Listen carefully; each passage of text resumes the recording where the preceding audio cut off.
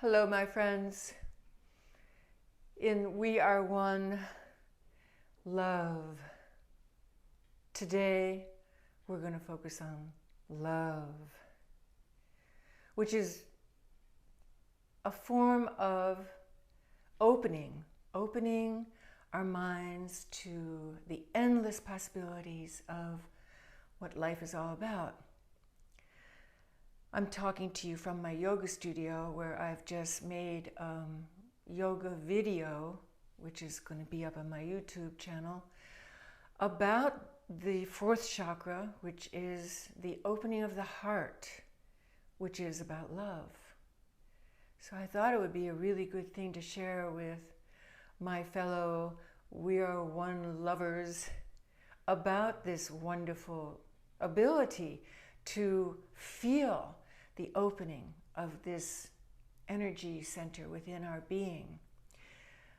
And so we're going to devote our ritual, our mind-stilling ritual this week, to that process, just in case you wanted to know where we're going. So meanwhile, there's a lot going on outside in the world. We're in the second week of December, and the numbers of the COVID deaths have been the most severe, the highest that they've been, I believe, I read correctly, ever. And we are just at the beginning of winter. It's not even December 21st yet, but we are beginning a long journey together through this time of the pandemic, being at the height of its danger point. Yet we do not want to be in a state of fear. And in order to not be in the state of fear, we want to embrace wisdom and intelligence and being smart about what's going on. And that's not being in fear.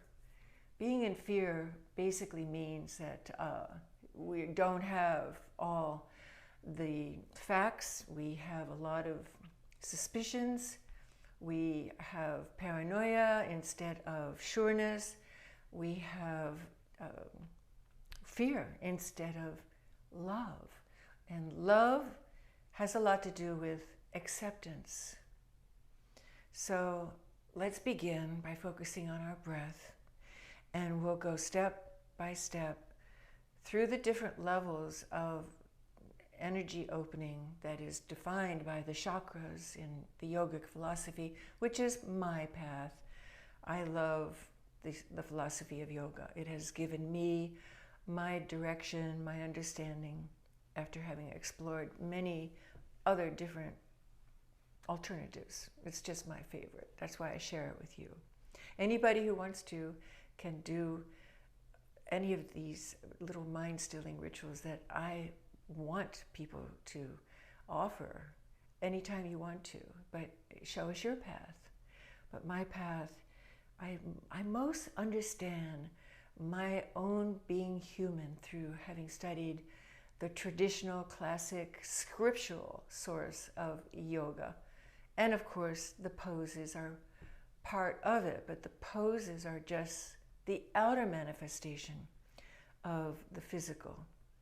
And the deeper part of the yogic world, the yogic way of understanding what is going on in this human experience we're having, is the spiritual realm. So let's begin by focusing on our breath, coming in through our nose, and focusing as the breath leaves. It's that easy. It's not hard to change the gears of our thinking. Breathing in through our nose and watching as the breath leaves. Breathing in deeply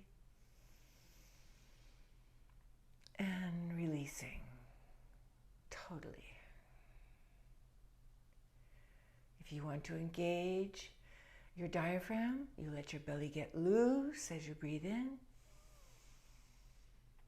And you engage your core and push the air out through your ab muscles, your core strength, as you release the air. Breathing in, breathing out. Breathing in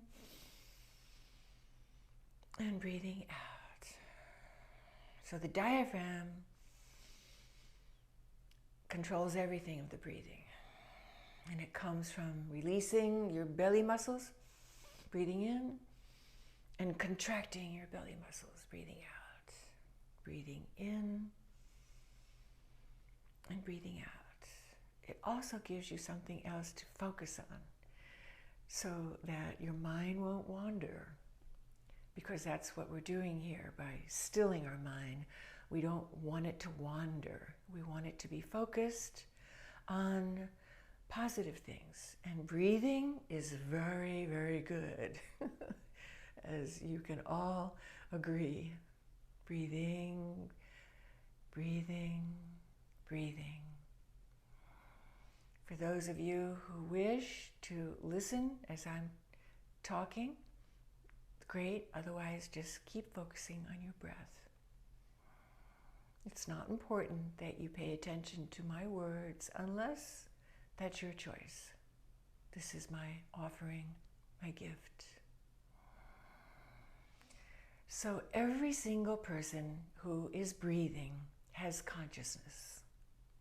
Even if you are in a coma, even if you have been declared brain dead, if you are breathing, there is consciousness in the body.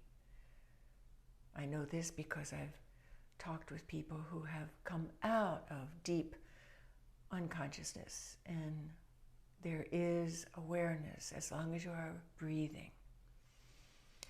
And the very first level of consciousness in the chakras is about survival.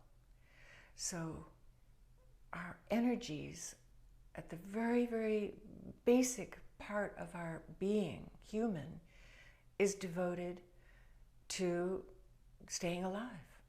First by breathing, having a comfortable relationship with air, getting out of places where we cannot breathe, like being underwater or in a smoking house or under too many covers when you're sleeping on a cold winter night. You know how hard it is to breathe when you have too many covers on.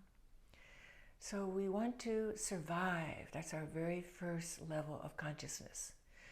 We are taught by our parents, but even if we were raised by wolves, we would learn we had to eat. We had to stay reasonably out of the weather in order not to get sick. And that is part of survival. So feel that survival mode, which is the first chakra.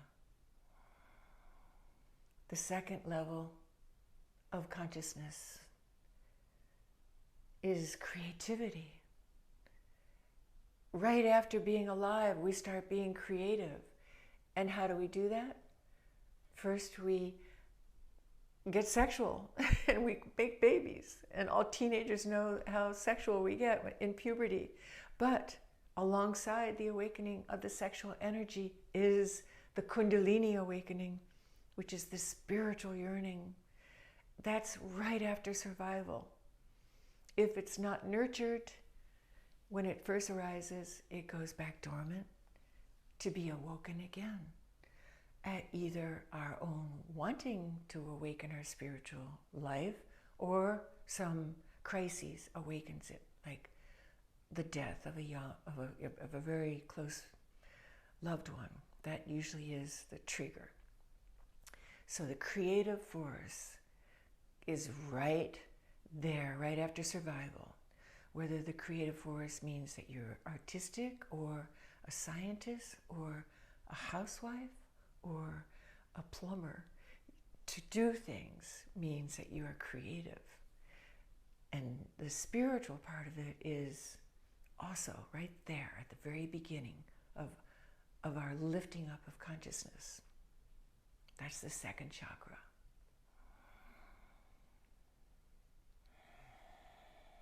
as we continue breathing. We feel the energy lifting up into the third chakra, which is located right around our belly button. It's also called the solar plexus. It's where we were connected to our mothers. It's the center of our power. It's our free will. It's owning who we are. That energy comes to us only after survival and the creative force has already been awoken. And then we really feel whether we're in our own power or not. And everybody knows when they are not feeling in their own power. It's a feeling of discomfort. The next level of energy, the chakra, is the fourth chakra, which is the heart chakra, which is the bridge from your lower energies to your higher energies. Everything after the heart has been opened is spiritualized, even if it's sex, most especially if it's sex. Sex becomes spiritualized when your heart has been opened. If your heart has not been opened, you're still down in the lower realms of nitty-gritty kind of animalistic stuff. So we want our heart to open, and we want to feel love for our own self primarily, because we are a reflection of all that is. And once our heart has been opened, then we can see the divine in our own self, and we can easily see the divine in all that is around us. Of course, when the heart is opened, it's the flow of love. It's the flow of understanding what love is. That love is the divine, sacred energy that we are gifted with, being a human being. There's 3 other chakras to go, but I'm not going to talk about them today. We'll save that for another day. We're just going to breathe and feel our hearts opening. And if you have not experienced that yet, ask for help. Ask your guides, your connection to the divine in this world to help open your heart chakra. Be with good people who have their heart already open. Do things that make your heart feel expansive. Stay away from things that make you feel in fear. Stay away from the news. Stay away from people who exude criticism and judgment and fear and paranoia and conspiracy. Stay away from that energy and stay focused on your heart opening. You can do it. You can keep it open, because once it's opened, it doesn't want to close. When I felt my heart open, it felt like a rusted gate bursting open. It really felt like that. It was shocking. And it is never closed once it opened up through chanting. That's why I love chanting so much. So my friends, be well. I wish you all great health.